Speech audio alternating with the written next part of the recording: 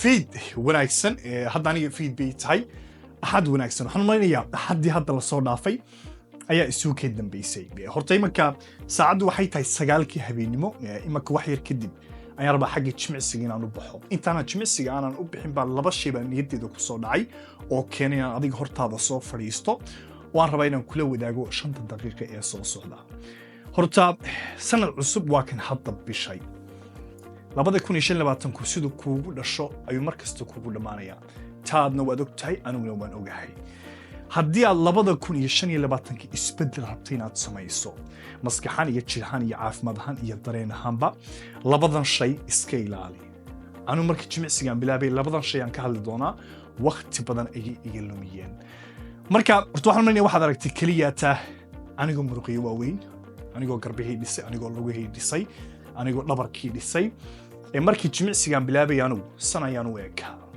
miisaankeygu wuxuu ahaa 67 kiilo saan u ekahay waqtiga kuma faraxsanayn markay noqoto jir ahaan markay noqoto dareen ahaan iyo markay noqoto maskax ahaanba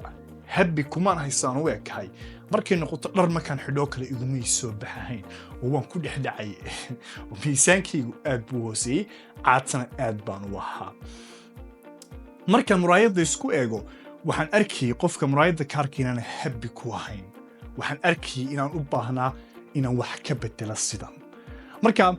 qaladkan sameeyey waqtiga wuxuu ahaa aan rabaa adigana soo kale inaad ka taxadirto maadaama sanad cusub uu dhashay goolkaagu qasab maaha inuu ahaado inaad miisaan isku darayso ood caata ahaato sidaydoo kale waqtiga markaan bilaabay goolkaagu wuxuu ahaan karaa inaad miisaan rabto inaad isku darto miisaan iska dhinto muruqyaad dhisto jidhka faadkaad ka saarto anything wax kastoo mataqaanaya goolkaagu uu yahay waxaan rabaa inaad ogaato inay kow horta muhiim ay tahay inaad qorshe aad leedahay qorshe markaan ku leeyahay kaba soo qaadi markaa guri baad rabtaa inaad dhisto guri ayaad rabtaa inaad dhisto guri markaad dhisayso waad ogsoon tahay gurigaasi xagga u jeedsanayo inta qol uu ahaanayo dhisaankiisa wax waliba siday ahaanayaan markaad rabta inaad jidhkaaga iyo caafimaadkaaga iyo dareen ahaan iyo maskaxaanba aad dhisto waa saasoo kale waa inaad tanna aad ka fikirtaa sidii markaad guri aad dhisayso aad u dhisaan garayn lahayd u ogaan lahayd wax walba tanna waa muhiim markaad jidhkaaga dhisayso waa muhiim inaad ogaato wax walba qorshihii goolku wuxuu yahay anything marka qaladka ugu weyn waxa weeye ee dadka ugu badan ay sameeyaan waxa weeye qofku inaanu qorshe aanu ku socon haddii aad iska socoto waxaad ogaataa waqtigu uu kaalumaya aniga kula hadlaya way ugu dhacday markastana waxaad ogaataa wax kastoo anigu ka hadlayo ama adiga kula wadaagayo wax experience aan u leeyahay ama aan soo maray weeyaan waxaan soo arkay ama meelaha ka arkay maaha ee waxaad ogaataa wax kastoo aan adiga kula wadaagayo waa waxaan anigu soo maray shakhsi ahaantayda markay noqoto inaanu qofkii qorshe aanu ku socon waqti badan ayay kaa cunaysaa haddii laakiin aad ogsoon tahay waxaad u baahan tahay kaba soo qaadi markaa miisaankaagu goolkaagu wuxuu yahay miisaan iska dhinto waa tusaale miisaankaad rabta inaad iska dhinto qorshihii waa inaad u dejisaa waa inaad ogsoon tahay maalinka inta jeer aad wax cunayso waa inaad ogsoon tahay jimicsiga inta jeer asbuucii samaynayso waa inaad hurdadii ka fikirtaa waa inaad nasashadii aad ka fikirtaa waa inaad ku tala gashaa inay qorshahani muhiim u yahay haddii aad hebel meelaha aad ka aragto wax ka qalda hebel aad meelaha ka aragtaa ma jirto laakiin pointiga waxaan leeyahay inaad la fahansan tahay haddii aad hebel meelaha ka aragto ama hebel meelaha ka aragto wuxuu sameynaya ama ay sameynayso aad samayso waxaad ogaataa meel aad gaadhaysaa ma jirto taasna aniga igu dhacday markii jimicsiga aan bilaabayay marka waxaad ogaataa inay muhiim kuu tahay inaad qorshe aad ku socoto adiga kuu gaara inaad ogsoon tahay waxaad u baahantahay inaad samayso si aad goolkaada u gaadho miisaan dhimista imaka tusaale ahaan oo kale aan ka hadlayay haddaad rabto inaad 10 kiilo aad riddo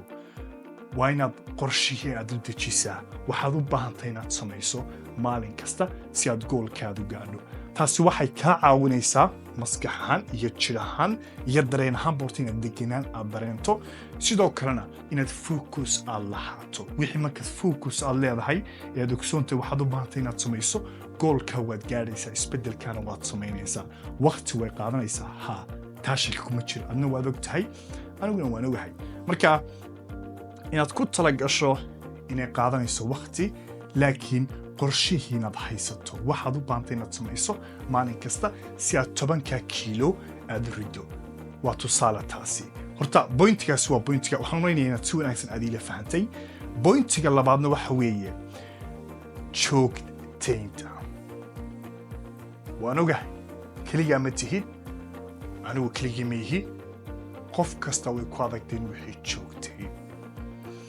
laakiin waxaan rabaa inaad mid aad wax ka bedesho haddii aad rabto inaad jidhkaaga caafimaadkaaga aad ka shaqayso aragtida aad u aragto markay noqoto jidh-dhiska waa muhiim in uu ka mid noqdo jimicsigu wax noloshaada ka mida goolka aad leedahay ama hamiga aad rabto inaad ka midho dhaliso waa inay noqoto wax noloshaada ka mida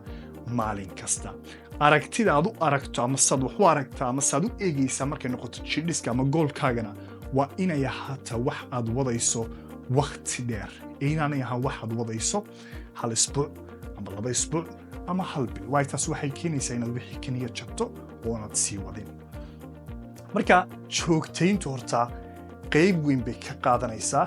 inuu isbeddelka doonaysaa yimaado marka inaad joogtayso wixii markaan ku leeyahay joogtayso tusaale ahaan oo kale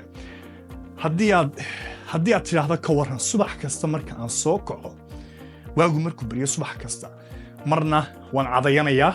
marna waan iska dhaafayaa marna waan cadayanayaa marna waan iska dhaafayaa marna waan cadayanayaa marna waan iska dhaafayaa adigaan kuu dhiibay ma kula tahay shakhsi ahaantaada in ay ilkahaagu ama afkaagu nadiif uu noqonayo maalin dhaaf markaad wixii aad u samayso oonaad wixii aanaad joogtay jawaabtu waa maya marka jimicsiguna waa saas oo kale in aad joogtaysaa waa muhiim qaladka labaad ee dadka inta ugu badan ay sameeyaanna waa kaa qofku inaanu ka adkaan inuu joogteeyo sidoo kalena taa waxa sababa ama keena inay adkaataana wax kale maaha ee waxa weeye qofku isagoon awoodahayn in uu tusaale ahaan oo kale jimicsiga uu sameeyo isbuucii 5 mar tusaale uu og yahay qofku inaanu awoodahayn ayaa wuxuu doonayaa qofku inuu isku raro ama isku qasbo naftu waxay u baahantay wixii inay la qabsato haddii aad ku qasabto nafta 1 isbuuc ama 2 isbuuc isbuuca saddexaad naftu way ka hadhaysaa marka joogtaynta haddii aad rabto naftaada inaad barto hal mid samee hoos ka bilow haddii aad rabto jimicsiga inaad joogtaysay kugu adag tahay ama ha noqoto jimicsi inaad jiimka aad ku samayso ama ha noqoto guriga inaad ku samaysee waxaad ogaataa inay u baahan tahay nafta inay la qabsato iskayla wuxuu hebel samaynayo iskayla waxay heblaaya samaynayso in aad naftii aad bartood ka bilowdo hal maalin isbuuci waqti way qaadanaysaa inaad naftaadii aad bartoy la qabsato ka bilow 1 isbuuc isbuuc kasta hal maalin tag jimicsiga saddex isbuuc markay ka soo wareegaan ama 4 isbuuc markay ka soo wareegaan 2 maalin ka dhig jimicsiga kadibna joogtee muhiimaddu maaha inta jeer aad tagayso isbuucii ee muhiimaddu waxa weeye joogtaynta ta laysku dhaafayna waa taa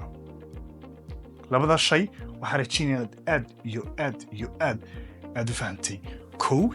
in ay qorshe kuu dejisan yahay aad ogsoon tahay waxaad samaynayso maalin kasta si isbeddelkaa doonaysaa uu yimaado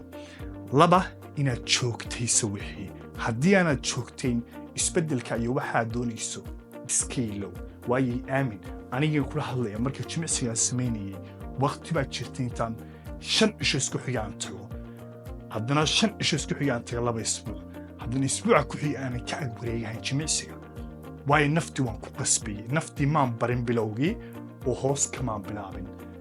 tanaan ku leeyahay adigna soo kala samee waa taa qaladkan samee ama qaladkay dadka kala samaynayaan ha samaynin waayo waqti dhan ayaa kaa lumaya waxaan rajaynaya labada bointiba inaad si wanaagsan aad ila fahantay waqtigu yaanu kaa lumin maalinka soo socota waa jaanis ka faa'iidayso sanadkiina waa kan hadda bilaabmay waxaynoo balana axadda soo socota peace out